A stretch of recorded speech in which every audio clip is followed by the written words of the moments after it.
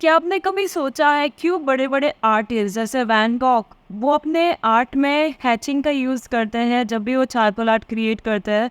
तो क्यों बहुत सारे आर्टिस्ट हैचिंग का यूज़ करते हैं? तो हैचिंग क्या है? हैचिंग एक ऐसी टेक्निक है जिससे आप शेडिंग और टोनल वेरिएशंस क्रिएट कर सकते हैं अपने आर्ट वर्क में। तो आज हम इस वीडियो में देखेंगे कि हैचिंग चारकोल आर्ट में कैसे की जाती है। हम बहुत बेसिक 5 स्टेप्स में इस पूरे हैचिंग प्रोसेस को सीखने वाले हैं। स्टार्ट करते हैं बिना किसी देरी के। हम बहुत बेसिक 5 स्टेप्स में इस पूरे हैचिंग प्रोसेस को सीखने वाले हैं। स्टार्ट करते हैं बिना किसी देरी के। The first step is line direction. Line direction का मतलब होता है आप कौन से डायरेक्शन में उस लाइन को अप्लाई कर रहे हो। मेरे पास में ये एक प्रैक्टिस एक्सरसाइज है जिसको मैं आपको बहुत अच्छे से एक्सप्लेन करने वाली हूँ। लाइन डायरेक्शन पूरा एक्सप्लेनेशन आपको अच्छे से समझाऊंगी, आपको साथ साथ में उस चीज़ को प्रैक्टिस करना है। तो मेरे पास में ये पेंसिल है और देखो ये डायरेक्शन क्या है, हॉरिजॉन्टल लाइंस। तो ये स्लिपिंग लाइंस जो है वो एक ही डायरेक्शन में क्रिएट करी हुई है। तो हैचिंग में हमें ये ध्यान रखना है कि सारी पैरेलल लाइंस और सारी एक ही डायरेक्शन में जा रही है। इसके बाद में मैंने ऑपोजिट डायरेक्शन में सेम लेयर्स लगाई है ताकि मैं different kind of texture create कर सकूँ। और इसके बाद में मैंने ये जो किया है वो sleeping plus standing and then उसके बाद में क्रॉस, इन तीनों को कंबाइन करके ये पैटर्न बनाया गया है। इसके बाद में इसमें जो मैंने किया है वो मैंने ऑपोजिट डायरेक्शन में भी अप्लाई करा है। इसके बाद में इसके अंदर, क्योंकि ये हमारे 4 स्टेप्स कंप्लीट हो चुके थे, तो अब जब आपको डार्कनेस बिल्ड करनी है तो आप क्या करेंगे, आप उन्हीं 4 स्टेप्स को वापस रिपीट करेंगे। इस बारी में मैंने यहाँ पे सिर्फ स्लिपिंग लाइंस और ऐड करी, यहाँ पे मैंने स्टैंडिंग लाइंस ऐड करी और यहाँ पे मैंने स्लैंटिंग लाइंस एंड देन यहाँ पे ऑपोजिट डायरेक्शन में स्लैंटिंग लाइंस ऐड करी है। ये 2 बारी मैंने, यहाँ तक मैं 2 बारी मैंने पूरी लेयर्स बिल्ड करी है। और उसके बाद में ये वाला जो बॉक्स है उसके अंदर again sleeping line and then इस वाले बॉक्स में अगेन स्टैंडिंग लाइंस। तो ये पूरा जो प्रैक्टिस करा है मैंने विद इन 10 मिनट्स कंप्लीट करा है। तो आप ये जब प्रैक्टिस करते हो तो आपकी हैचिंग स्किल्स बहुत ज़्यादा अच्छी हो सकती है। चीज़ जो आपको ध्यान में रखनी है वो है लाइन स्पेसिंग और प्रेशर। लाइन स्पेसिंग क्या होता है, जैसे आपकी एक लाइन और दूसरी लाइन के बीच में आपने कितना स्पेस रखा है। अगर आप स्पेस ज़्यादा रख रहे हो तो वो उस चीज़ को लाइट रखेगा, मतलब जब ओवरऑल चीज़ बना रहे हो वो लाइट दिखेगी। पर वो ये कि ये अगर आप दोनों लाइन के बीच में बहुत सारी लाइन क्रिएट कर रहे हो, मतलब आप स्पेसिंग बहुत कम रख रहे हो, तो वो चीज़ आपको डार्क विजिबल होगी। तो आप देख सकते हो यहाँ पे हमने लेयर्स बिल्ड करी तो लाइंस के बीच में गैप बहुत ज़्यादा कम हो गया। और यही हमने जो फर्स्ट चीज़ में बनाई थी, फर्स्ट बॉक्स में कितना ज़्यादा स्पेस है और इसकी वजह से ये कितना ज़्यादा लाइट विजिबल हो रहा है। तो ये चीज़ आपको समझ आ जानी चाहिए that spacing matters a lot in patching. And then the second thing which matter is आप कितने प्रेशर से लगा रहे हो। ये तो आपको अच्छे से पता है कि अगर आप प्रेशर ज़्यादा अप्लाई करोगे तो वो चीज़ क्या होगी, वो चीज़ ज़्यादा डार्क विजिबल होगी। तो आपको प्रेशर का ध्यान रखना है कि प्रेशर आप कितना अप्लाई कर रहे हो। अगर आपको कहीं पे लाइट चाहिए तो आपको अपने हाथ का प्रेशर भी लाइट रखना पड़ेगा।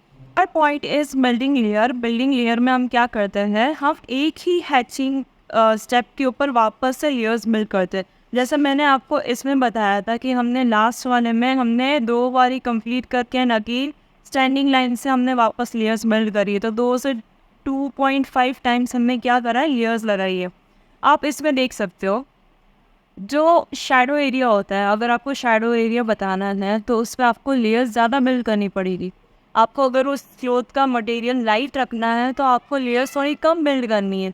तो इससे जितनी आप लेयर्स बिल्ड करोगे वो उस चीज़ को उतनी ज़्यादा डेप्थ देगा, उतनी ज़्यादा डार्कनेस देगा, उतनी ज़्यादा वैल्यू स्केल में हाई रखेगा।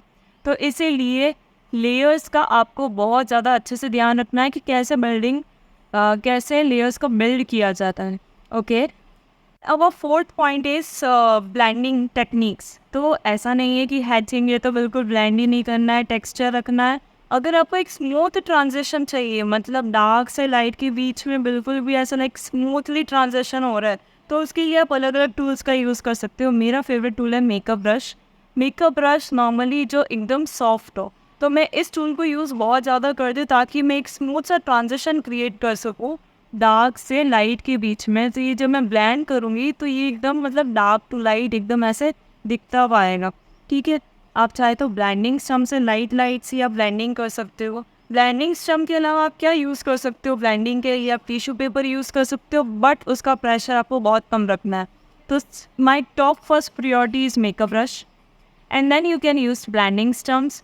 और फिर आप चाहे तो टिश्यू पेपर या कोई भी अलग रिसोर्सेज का यूज़ कर सकते हो जिसके साथ आप बहुत ज़्यादा कंफर्टेबल हैं।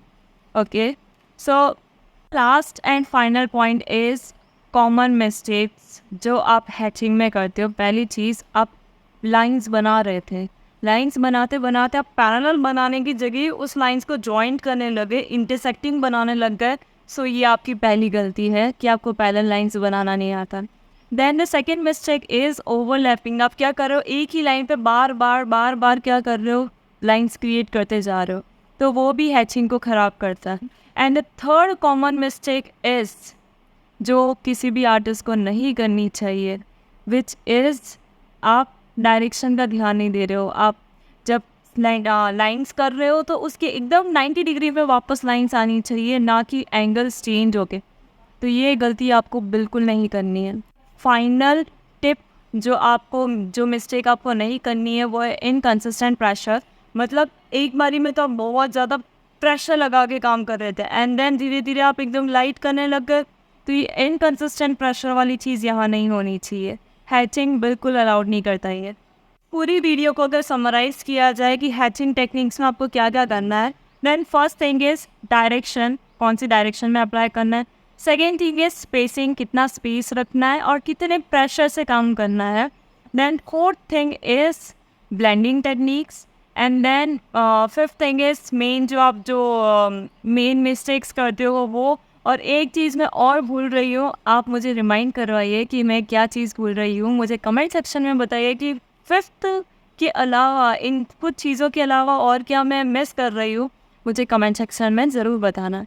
So make sure to subscribe, like and comment on my video कि आपको ये वीडियो कैसी लगी। Thank you so much and stay tuned for the next video. Bye bye.